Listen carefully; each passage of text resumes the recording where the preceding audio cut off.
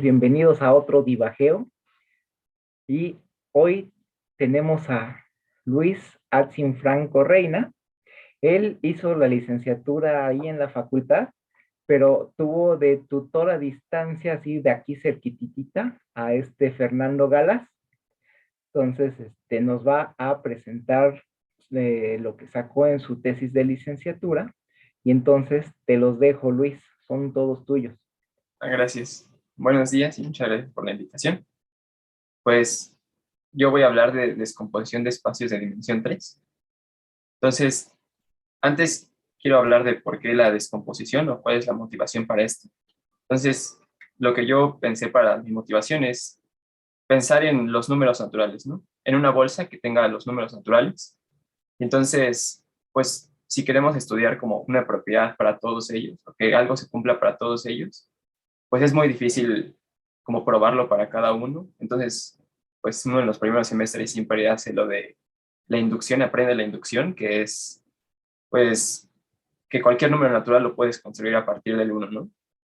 Entonces, la idea es que si se cumple una propiedad para el número uno y aparte se preserva con la suma, entonces uno puede probar que se cumple para todo número natural.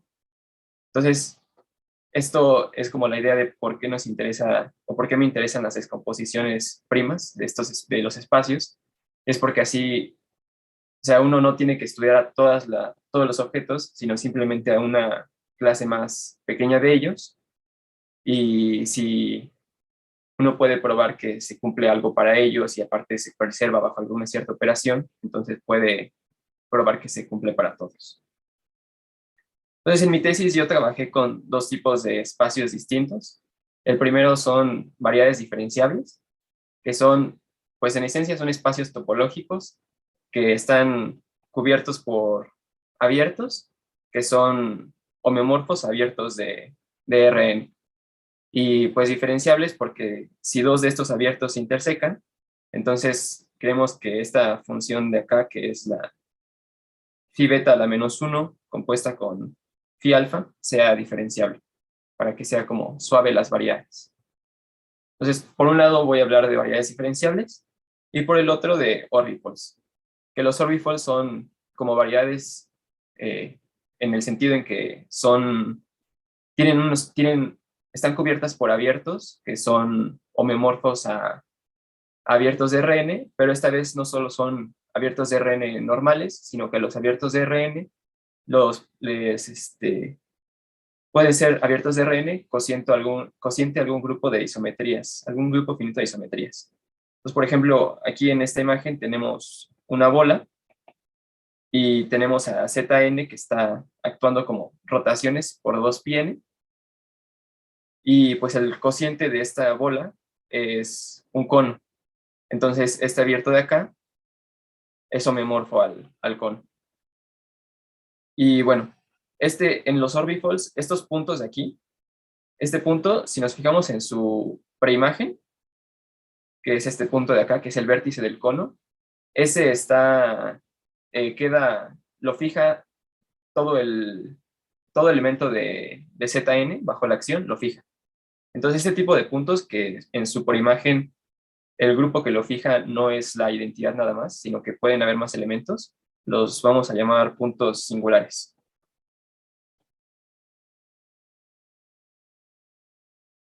Y bueno, entonces, pues yo voy a hablar de orbifolds y de variedades. Entonces, voy a empezar por hablar de descomposición de las variedades. Todo esto en dimensión 3. La dimensión el abierto tiene que ser homeomorfo a un abierto de Rn. La dimensión de Rn, esa es la dimensión de la variedad. Entonces, vamos a hablar de descomposición de 3 variedades. Y para ello, primero hay que hablar de la suma conexa, que es la operación con la cual vamos a descomponer. Entonces, básicamente nos agarramos dos variedades y lo que vamos a hacer es encontrar en ellas dos bolas.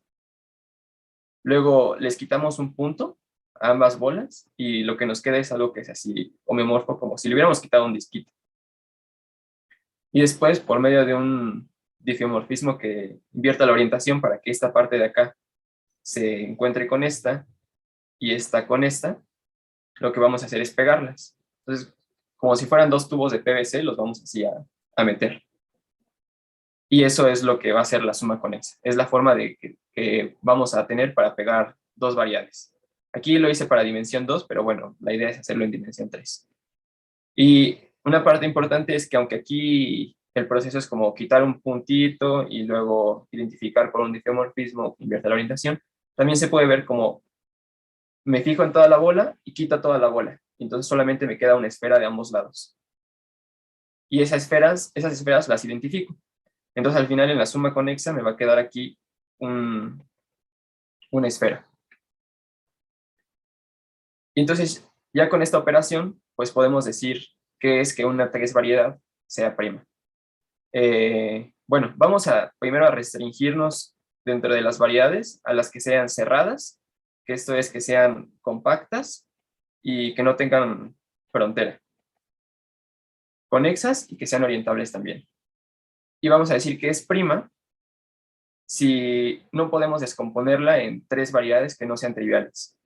Esto es como decir, si encuentro una descomposición prima de ella, alguna de las dos variedades en la que está descompuesta tiene que ser la tres esfera. Por cierto, la suma conexa la denotamos así, con un signo de gato. Entonces, eso va a ser nuestra noción de prima. Y ahora lo que queremos ver es que, en efecto, si nos tomamos una tres variedad, cualquiera que sea cerrada, conexa y orientable, sí podemos encontrar una descomposición en factores primos, o sea que la podemos descomponer con la suma conexa en tres variedades que sean primas. Entonces, voy a dar un breve bosquejo de cómo es la prueba de que existe una descomposición. Esta no es la prueba original es de Knesser y fue antes de la conjetura de Poincaré y de que se probara. Esta prueba es distinta y ocupa que la conjetura de Poincaré es cierta, ¿no? Entonces, pues vamos a empezar tomando dos tres variedades M y N que sean cerradas, conexas y orientables.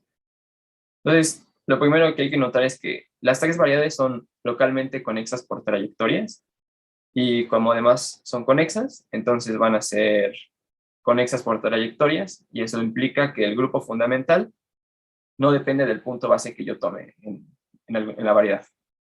Entonces, simplemente vamos a hablar del grupo fundamental de la tres variedad sin fijarnos en el punto base, porque son conexas por trayectorias.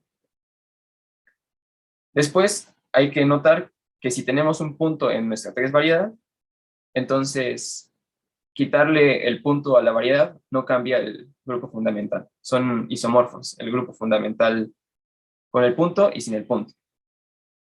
Y con eso, con estas dos afirmaciones, lo que podemos probar es que el grupo fundamental de la suma conexa es isomorfo al producto libre de grupos de los grupos fundamentales.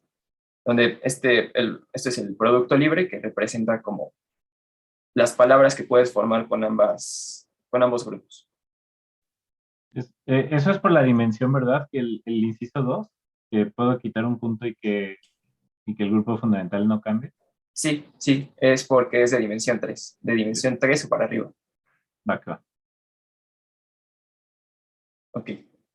Bueno, luego está este teorema que es de Grushko, que lo que nos dice es que si tenemos un grupo que se puede ver como un producto libre de grupos, y por ρ de g denotamos al número mínimo de generadores, entonces el número mínimo de generadores del grupo es simplemente sumar el número mínimo de generadores de cada uno de los factores del producto libre.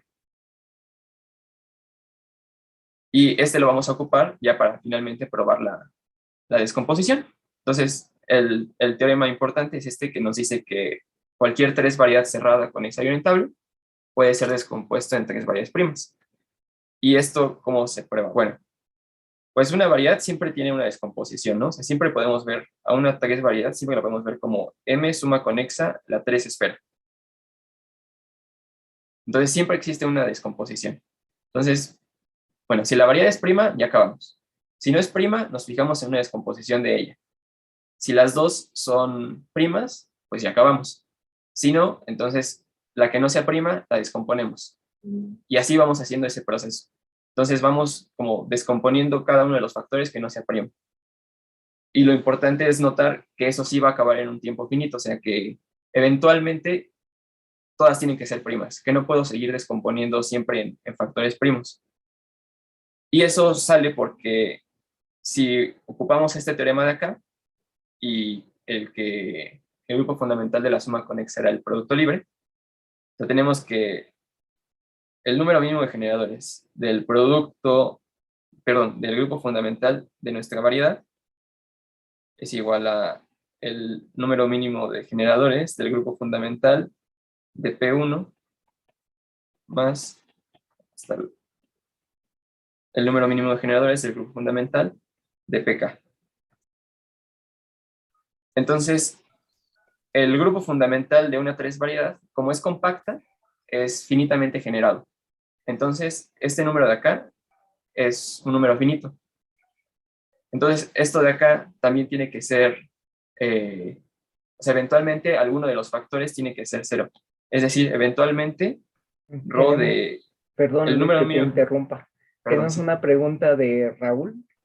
Ah, sí. Sí, bueno, quizá me estoy adelantando, a lo mejor lo vas a decir, pero la pregunta es, o sea, la prueba que estás dando es como existe, ¿no? Pero ¿sabes si hay alguna prueba que te permita ubicar dónde están las dos esferas a lo largo de las cuales cortas para encontrar los factores primos?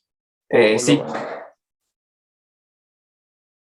Justo la prueba de Kneser, la prueba original, sí hace eso. O sea, sí va buscando las esferas y luego va cortando a través de ellas.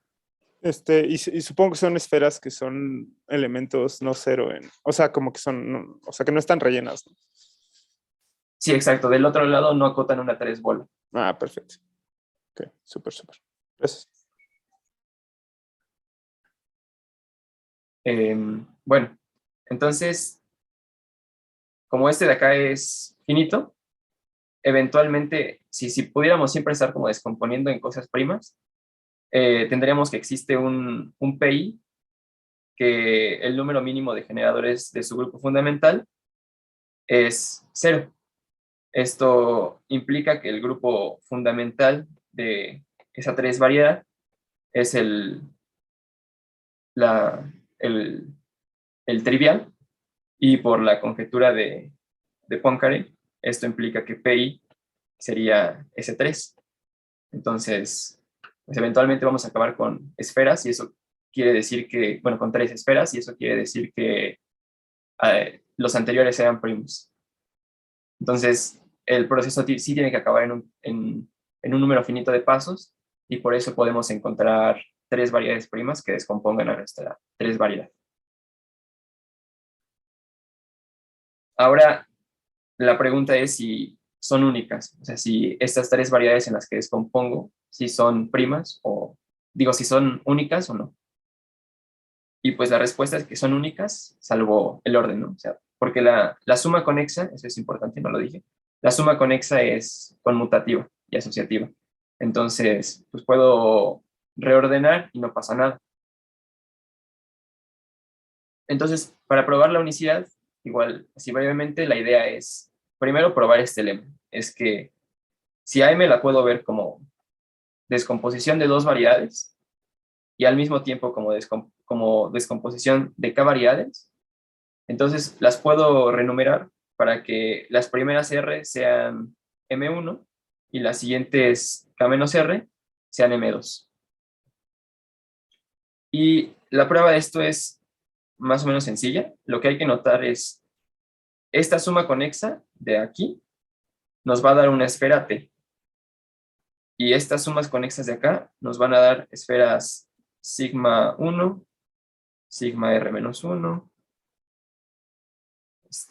sigma R más 1, sigma K menos 1. Y cada una de estas esferas puede intersecar a T. Pero lo que queremos ver es que en realidad podemos hacer que nunca se intersequen. Y eso lo hacemos como en este dibujito. Entonces, esto que está aquí en morado es una de las esferas sigma que les decía. Y esto de acá es T. Entonces, si intersecan, por ejemplo aquí que tenemos una intersección, entonces lo que podemos hacer es construir podemos hacer que deformar a la esfera sigma de esta forma, como que acabe aquí, y eliminar esa intersección. Y a la hora de eliminar esa intersección, no vamos a estar cambiando las tres variedades que inducían cuando cortábamos, porque lo que tenemos aquí adentro es una 3 bola, precisamente por la idea de que son primas.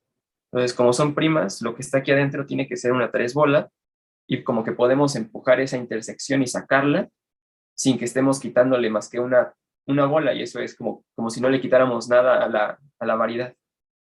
Entonces estamos cambiando deformando la esfera sin cambiar la 3 variedad que inducía. En este dibujo es si fuera en el caso en que la esfera no se parara, entonces igual aquí, bueno, esto es en dimensión 2, pero es que se ve bien. Igual podemos simplemente esta es nuestra esfera sigma que les decía, podemos simplemente como empujarla y eliminar la intersección que tenía con T. Entonces, como podemos hacer que no se intersequen, de un lado de T vamos a tener, está T, y luego de un lado vamos a tener R esferas, y del otro lado vamos a tener K menos R esferas. Y también de un lado de T tenemos a M1 y del otro tenemos a M2. Entonces podemos deducir que M1 es igual a la suma conexa de las primeras R variedades primas, y M2 es igual a la suma conexa de las últimas K menos R. Y bueno, así se prueba la unicidad de la descomposición prima. Ahora me voy a pasar a el caso de 3 órbitos. Entonces, como son muy parecidas a las variedades, generalmente lo que se hace es simplemente como intentar generalizar los argumentos. Entonces, no sé si hay una generalización del argumento del grupo fundamental, porque sí existe el grupo fundamental, pero no sé si se puede generalizar. Pero la prueba de Kneser, la original, sí se puede generalizar. Entonces, para ello, bueno, este es el teorema de unidad, ¿no? Perdón, que se prueba con el lema anterior por inducción. Entonces, para hablar de la prueba para orbifolds, hay que hablar primero de triangulaciones. Entonces, una triangulación de un orbifold es reconstruir un 3 orbifold a partir de tetraedros. Entonces, los tetraedros son estos de acá, que son simplemente pirámides. Y la idea es que a partir de puros de estos, de una cantidad finita de ellos, puedo simplemente como pegarlos de cierta forma y obtener cualquier orbifold. Lo único que nos interesa es que lo que llamábamos puntos singulares sea un subconjunto de las aristas. O sea, el conjunto singular, los puntos singulares tienen que caer en las aristas. No queremos que caigan en el interior, pero eso lo podemos hacer. Entonces, por ejemplo, aquí tenemos una triangulación de la 3 esfera. O sea, tenemos este tetraedro y este tetraedro, y si identificamos ACD con ACD, BCE con BCE, EFD con EFD y ABF con ABF, lo que obtenemos es la 3 esfera. Entonces, las triangulaciones son importantes porque los tetraedros los conocemos bien, ¿no? O sea, son simplemente pirámides bonitas y que o sea, son objetos geométricos muy sencillos. Y simplemente de pegar varios de ellos de cierta forma, podemos obtener cualquier 3 órbitos. Eso es como lo importante de ellos. Entonces después, si uno piensa en la forma Perdón, en que... Luis, Ay, sí. tengo una duda. Ahí, ¿cuál es la regla de pegado? Más o menos para las orbifolds. Puedes pegar una arista más bien un vértice, se lo puedes pegar una arista donde tú quieras o eso no está permitido. ¿Cómo es la regla aquí? La idea del pegado es que sea triángulos con triángulos. O sea, pego como caras del tetraedro con caras del tetraedro. Y pues los puntos singulares tienen que caer en las aristas. No sé si eso respondió a la pregunta, creo que no. A ver. Sí, porque así como dices de triángulos con triángulos es la de siempre, ¿no? Las aristas deben que ir con aristas, los vértices con vértices. Pues entonces tú dices que aquí un vértice puede despegárselo una arista, No. ¿no? Nada La más. triangulación es igual que para el caso de tres variables. Ah, ok, ok, ya. Ah, Sí. De hecho, o sea, un 3 orbifold, su espacio topológico, así en la estructura de grupo, es una 3 variedad. Entonces, uno lo puede triangular. aquí Chucho pregunta así ya más general que si entonces es un pegado simplicial. Sí. Ah, ok, ya. De hecho, es un Va. complejo simplicial. Ah, ok, ya. Va, gracias. Nada más que, o sea, lo que nos interesa y que es lo que intentaba decir es que, o sea, los puntos singulares eran, por ejemplo, los puntos del cono que les decía, o sea, esos no pueden caer en cualquier parte del tetraedro, sino que tienen que caer en una parte especial. O sea, queremos que las triangulaciones sean específicas. Sí, exacto. El único problema son los puntos singulares del órbita.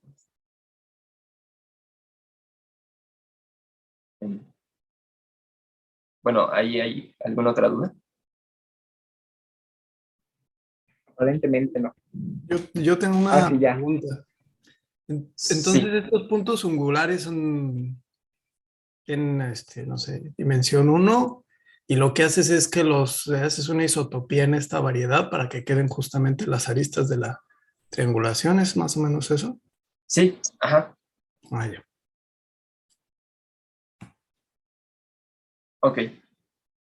Bueno, entonces, una cosa importante en las triangulaciones es que si uno agarra una superficie en el 3 orbifold, en general la superficie pues puede cortar de formas pues muy feas a los tetraedros, pero nosotros nos van a interesar superficies en particular que sean normales. Entonces, superficies normales. Y estas van a ser superficies que a la hora de que intersequen a uno de estos tetraedros, intersequen de forma muy particular. Y lo que queremos es que intersequen como en triángulos de esta forma, o sea, que dividan a un vértice de los otros tres, o que intersequen en cuadriláteros de esta forma.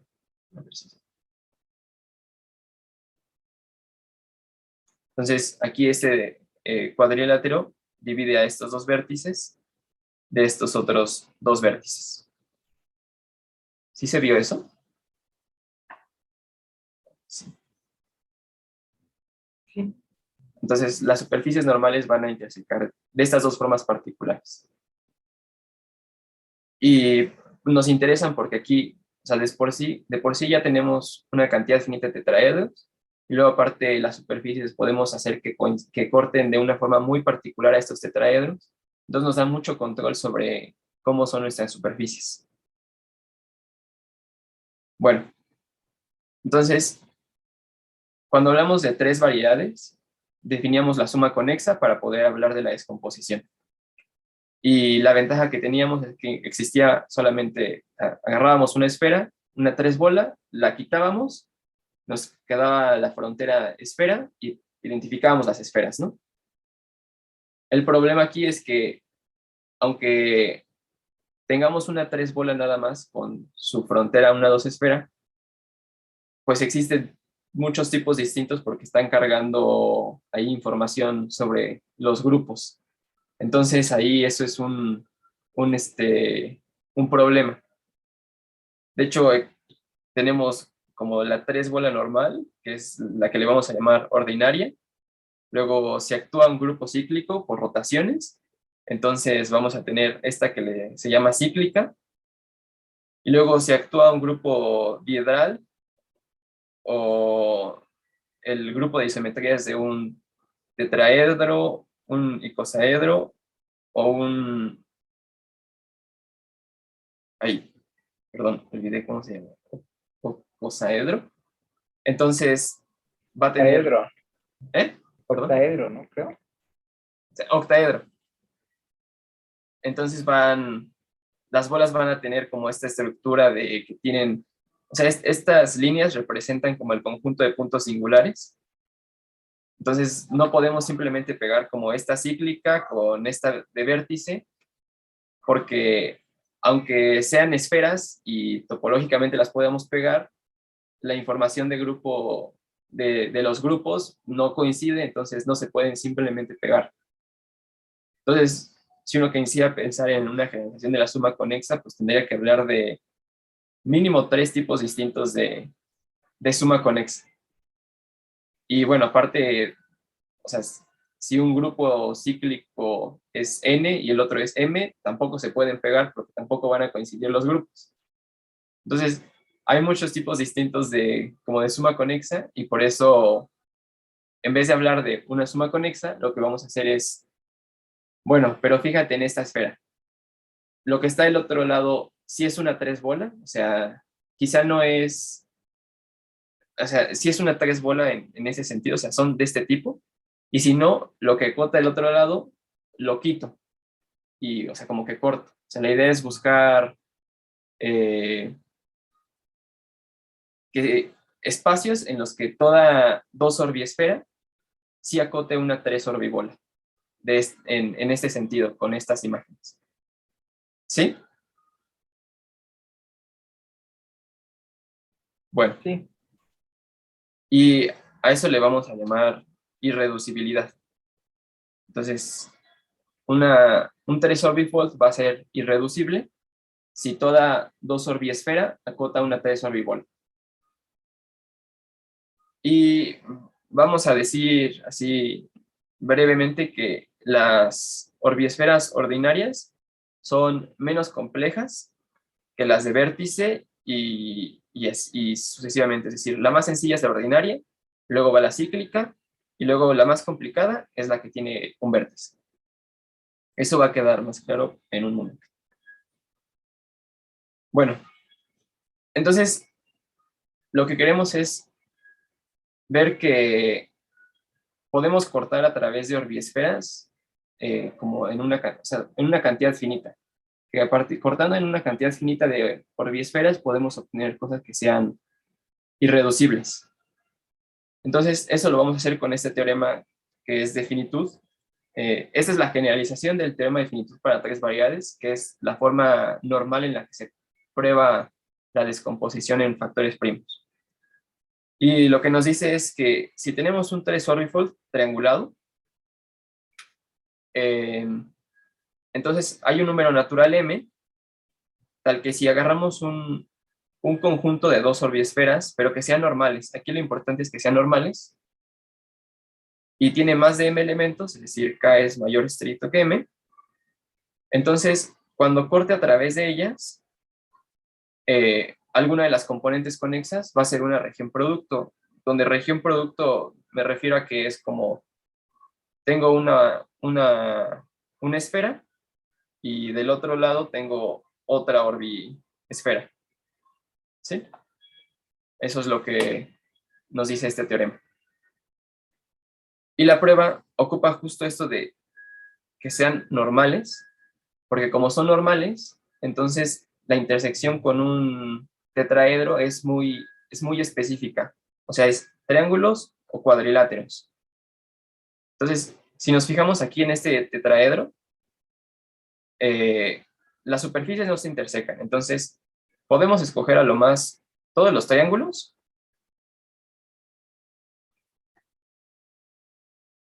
y luego, si escogemos un cuadrilátero, ya no podemos escoger a ninguno de los otros porque a fuerza se van a intersecar. Entonces solamente podemos escoger a lo más un cuadrilátero para que intersequen las superficies. Entonces digamos que intersecan este. Y entonces, a lo más, lo que estamos haciendo es cortar a nuestro tetraedro en 1, 2, 3, 4, 5, en 6 piezas. Es decir, una superficie normal puede cortar a cada tetraedro en a lo más 6 piezas. Y si aparte tenemos una cantidad finita de tetraedros, entonces a lo más podemos tener 6T. Si T es el número de tetraedros, podemos tener a lo más 6T piezas a la hora de cortar.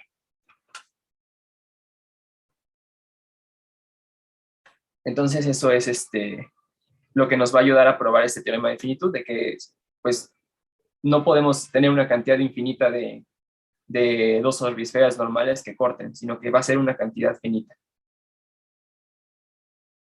Ahora,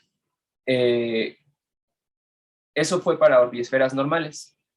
Entonces, la pregunta es si podemos hacer siempre que una orbiesfera normal la podemos como isotopar para que se vuelva normal, que su intersección con los tetraedros sea bonita.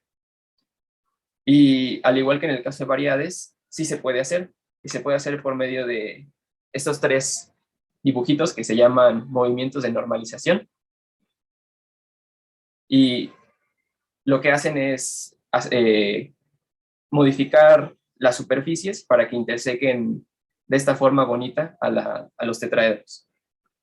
Entonces, el primero es, me considero a la intersección con un tetraedro. Y si puedo encontrar un disco que de un lado del disco no sea una esfera, entonces corto a través de él y me quedan como 2 piezas y selecciono una de las 2. Entonces en este caso cortaría a través de este disco y seleccionaría ya sea esta de acá o la de este lado. El 2 lo que hace es que si interseca a un tetraedro en un círculo, dentro de un triángulo, entonces nuevamente corto a través de él para que me quede estas 2 piezas y selecciono alguna de las 2. Entonces selecciono ya sea esta o ya sea esta. Y lo importante es que elimine esta intersección.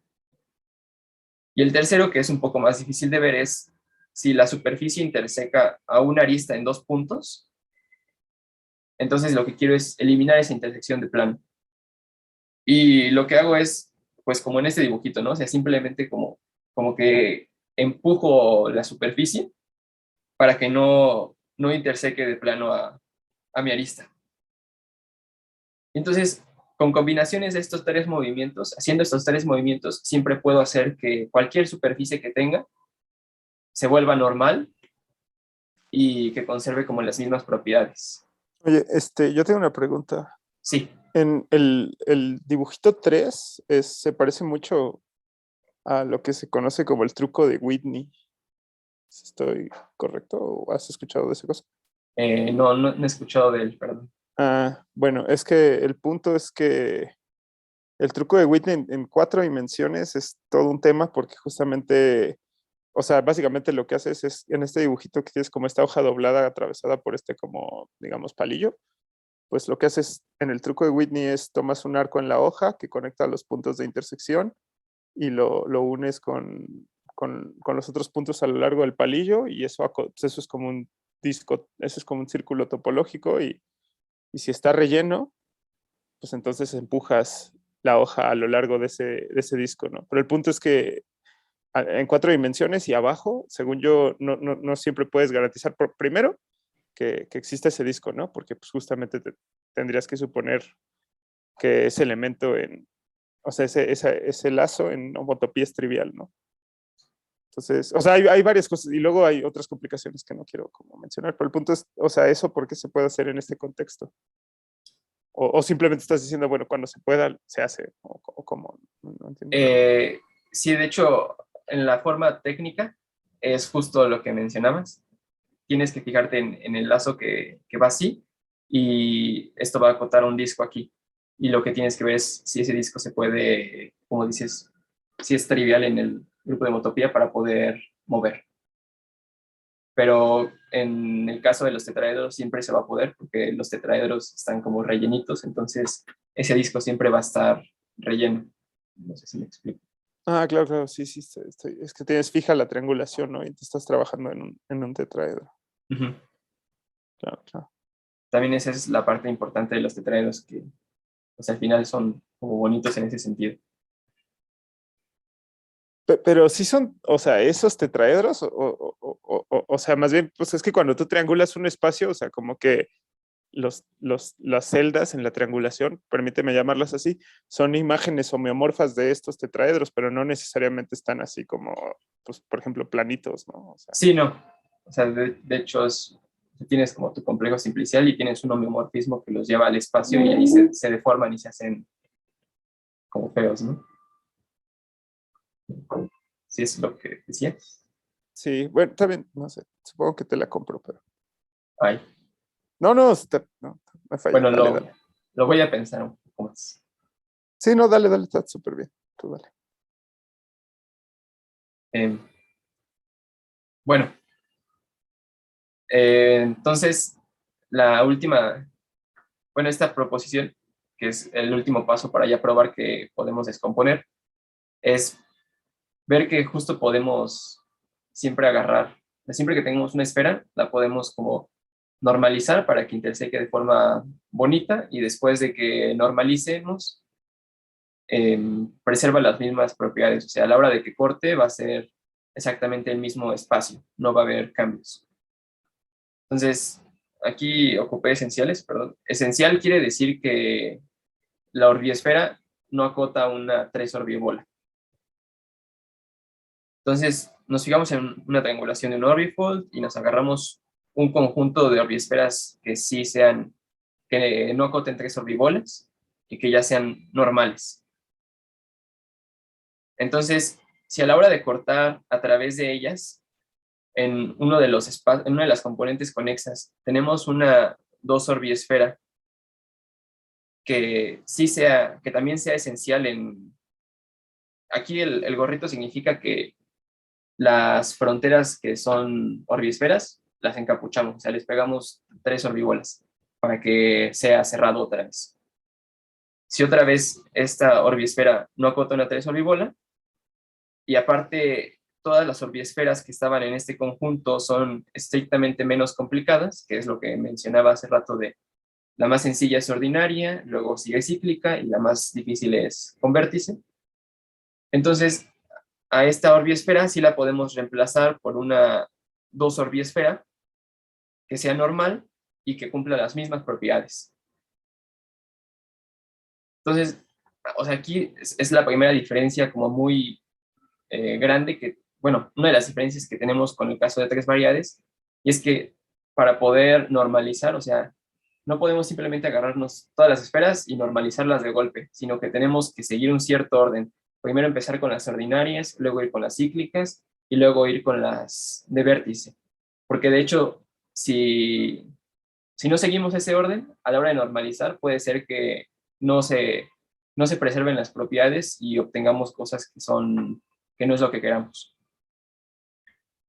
Entonces, lo que nos dice, esta proposición lo que nos dice es que podemos normalizar siempre y cuando sigamos el orden preestablecido. Ordinaria, cíclica y al final con vértice. Y eso justamente es lo que nos va a dar la descomposición.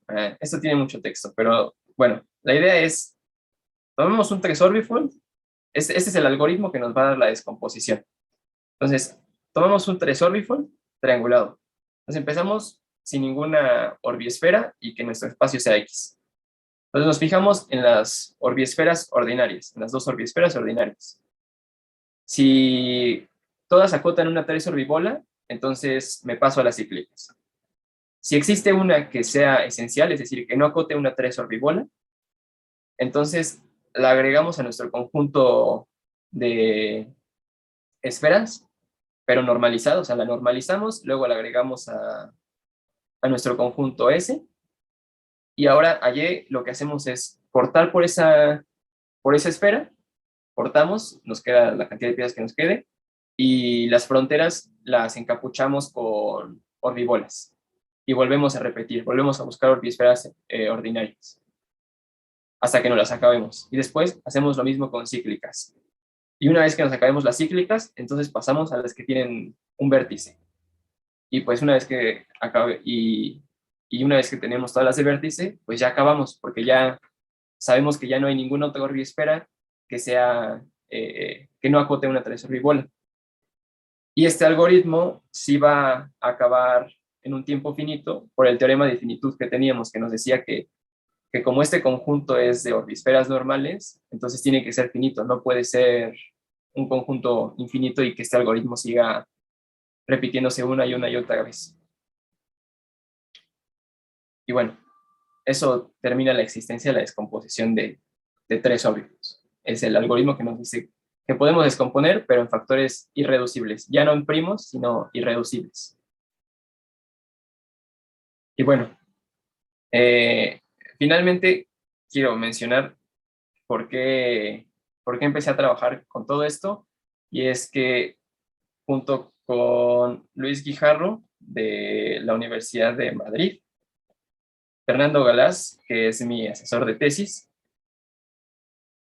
de la Universidad de Durham, Wolfgang Heil de la Universidad de Florida y José Carlos Gómez Larrañaga. Lo que hicimos fue, bueno, él es del CIMAT, lo que hicimos fue intentar generalizar estas nociones de descomposición para tres variedades, para tres orbitals, para el caso de espacios de Alexandrov. Entonces, un espacio de Alexandrov son espacios métricos que tienen una noción de curvatura y aparte, o sea, tiene noción de curvatura y aparte esa curvatura está acotada inferiormente. Y en el caso de espacios de Alexandrov de dimensión 3 y que sean compactos y sin frontera, su descripción topológica es muy sencilla. Son simplemente pues, variedades no orientables que tienen una cantidad par de componentes de frontera planos proyectivos. Entonces, estos son planos proyectivos. Y luego en cada una de estas componentes de frontera que son planos proyectivos, despegamos un cono, que sea un cono sobre el plano proyectivo.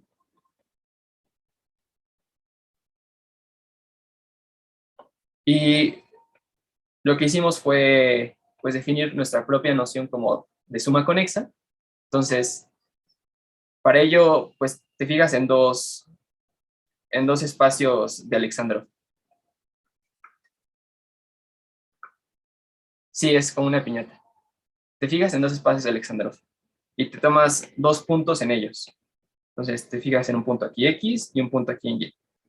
Entonces, lo importante de estos puntos es que en un espacio de Alexandrov también tienes como los puntos normales, que son los que están en todos lados, y los puntos singulares, que son los vértices de los conos.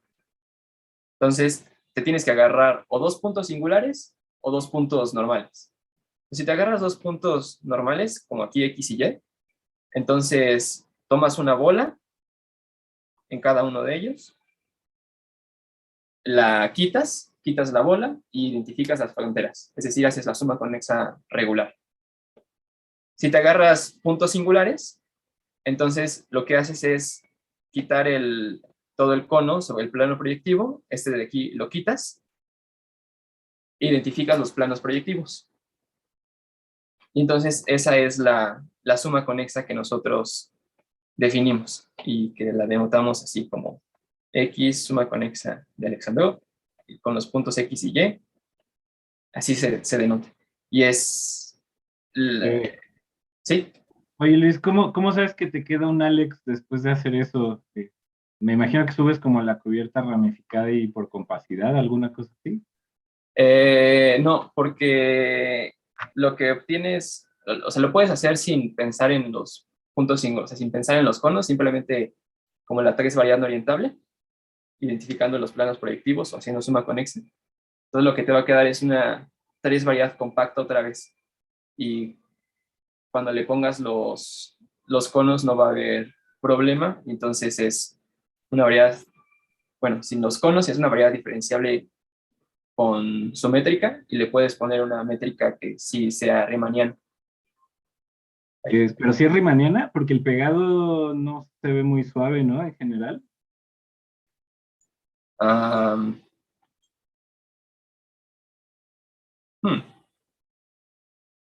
Esa es una buena pregunta. Bueno, igual no estoy muy seguro, pero igual No A ver, déjame creo, ver ¿eh? si entendí bien. O sea, quitas la bola, ¿no? Ajá, Y luego pegas, ahí pegas que con un difeo. sí, Ya, sí, Tienes no, que ok, pegar con la identidad, ¿no? Porque si pegas con un difio, pues entonces el pegado depende del difio, ¿no? del difeo, sí.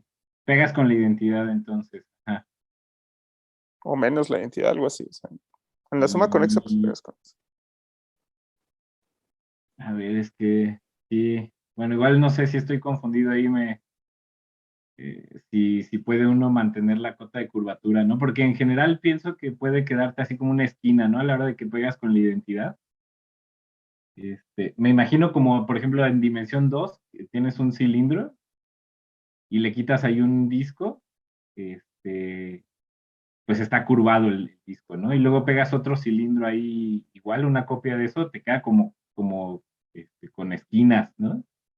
El espacio. Entonces, como que habría que probar que sigue siendo Alex, me da la impresión, de alguna manera. Pero no se sigue directamente de que son variedades, ¿no? Porque en variedades, bueno, tienes que suavizar ahí, o no sé bien cómo funciona. sí. O sea, como que tienes que agarrar un collarcito, ¿no?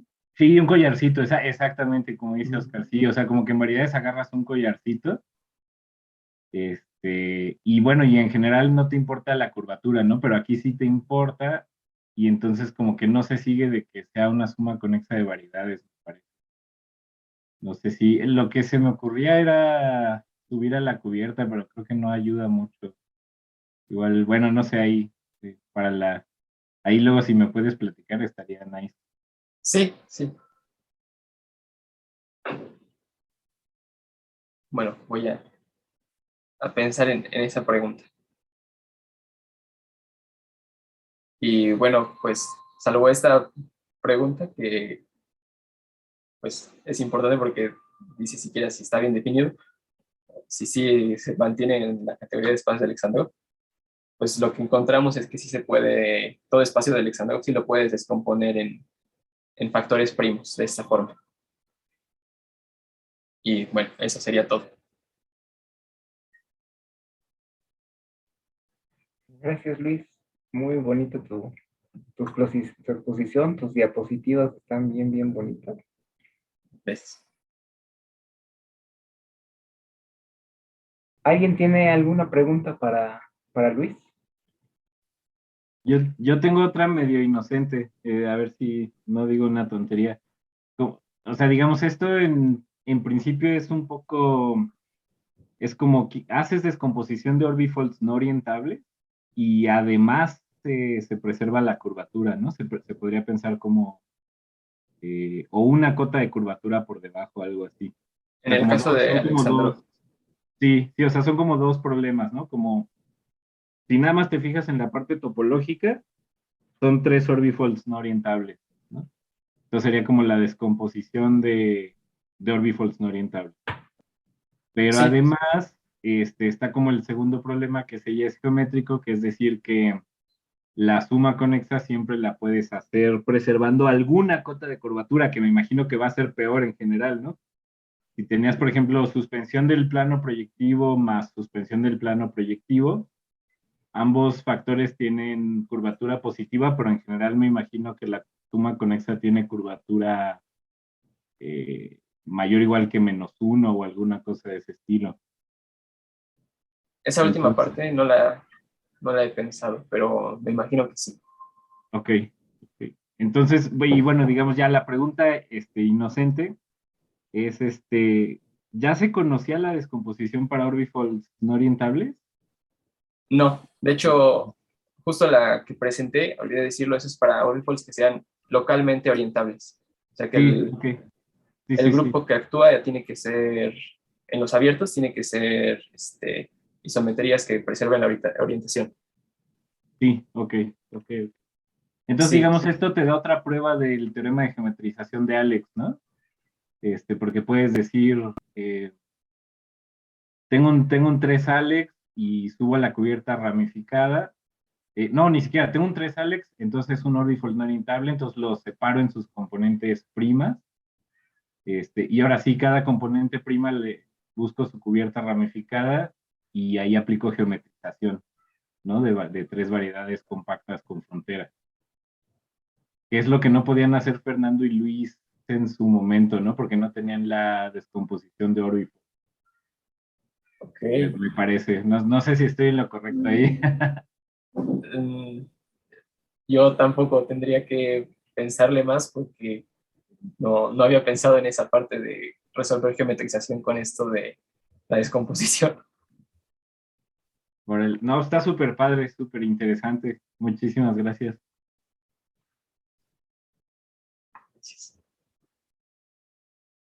¿Alguna otra pregunta que tengan para Luis?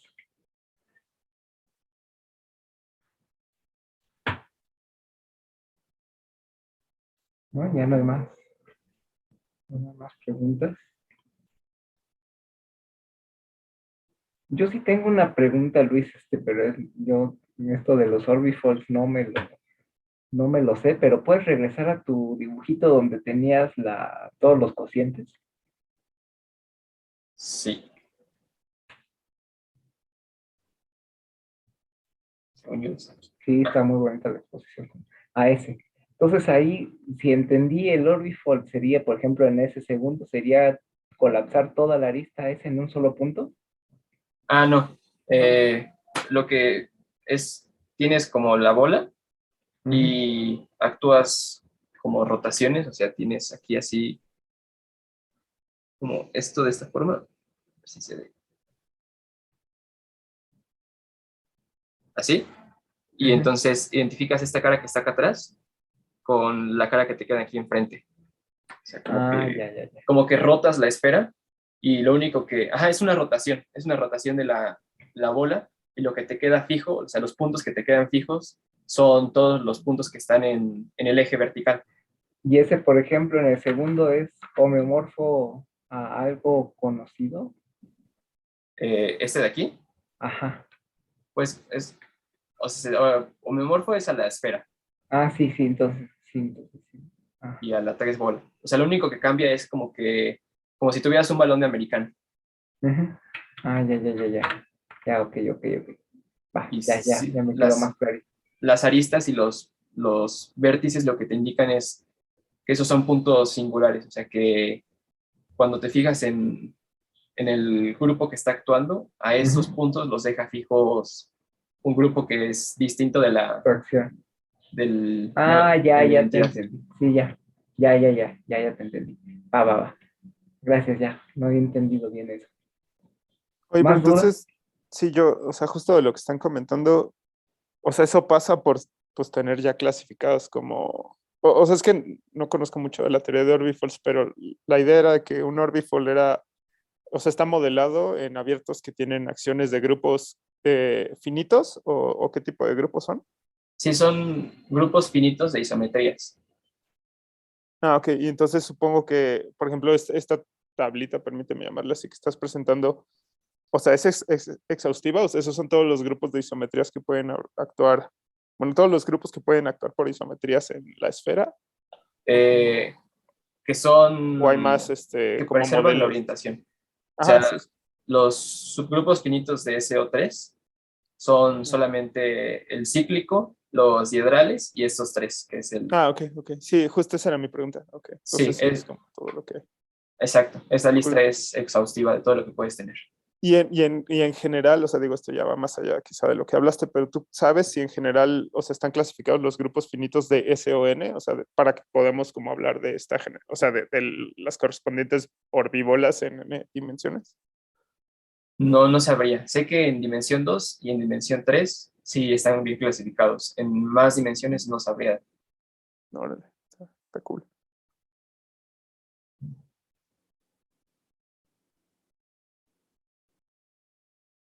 De hecho, Más, la prueba de ese teorema de los grupos finitos de SO3 está bonita porque te fijas en R3 y restringes a la esfera y vas haciendo como la acción sobre eh, elementos antípodos y así vas encontrando todos los grupos. más dudas. Pues Santiago, ¿no? Bueno, no es duda, sino es comentario. Pues, creo que la tesis doctoral de Santiago y luego el libro que escribió es justo, como en ese sentido, ¿no? Y alumnos de Santiago supongo que podrán decirnos más. Aquí no sé. Pues sí, sobre involuciones, sí. Ah, pero solo son involuciones, o sea, ¿no? Solo Ah, involuciones. ok. Bueno, que no es poco, ¿no? No, sí. Solo Ajá. ahí con Sí, con entre comillas comillas. Ajá, por todos lados.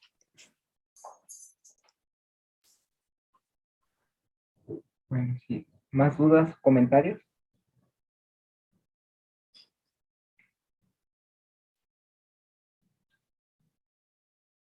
Si no, pues le agradecemos otra vez a Luis. Ah, sí, ya lo busqué, yo también lo intenté buscar ahorita, sí está tu paper en Archive. Ah, no, aún falta varias cosillas ahí que estamos viendo. Sí, bueno, pues vamos a... Sí, ya lo busqué yo también y no lo encontraba. Sí, Vamos ¿no? a ver, ya está. Estamos aplaudiendo y poniendo ahí cosas bonitas. Muchas gracias, Luis. Estuvo muy bonita tu plática, tu presentación está increíble. ¿En qué hiciste los monitos estos? Por ejemplo, o este padrísimo que tenías el tetraedro con intersecciones. En Inkscape. Ah, en Inkscape. Ah, ya. Qué paciencia para hacerlo. No, pues te quedaron muy bien. Muchas gracias. Muy bonito.